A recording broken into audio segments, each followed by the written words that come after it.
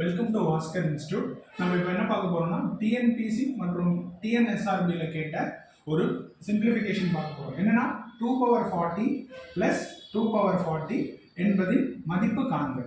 So இதுக்கு 4 option கொடுத்துருக்காங்க. இந்த சம்மை எப்படி போடலாம்னா, ஸோ நான் இந்த கொஷினில் கொடுத்த 2 பவர் 40 பிளஸ் 2 பவர் 40 எழுதிக்கிட்டேன்.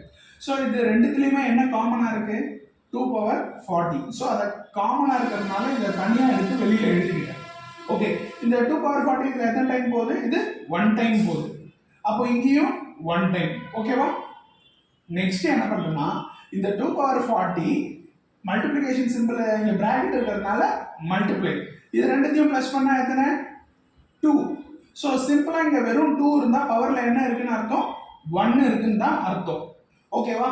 இப்போ ஏன் பவர்ல 1 இருக்குன்னு போடுறோம்னா, பேஸ் சேமா இருந்துச்சுன்னா நம்ம பவரை ஆட் பண்ணிக்கலாம். ஃபார் எக்ஸாம்பிள் இங்க பாருங்க, a power m into a power n equal to a power m into n. என்ன ரீசன்னா, பேஸ் சேமா இருந்தா நம்ம பவரை ஆட் பண்ணிக்கலாம்.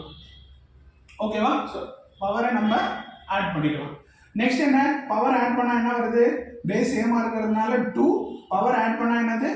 40 பிளஸ் 1 எவ்வளோ? 2 பவர் 41. Option C. தேங்க்யூ.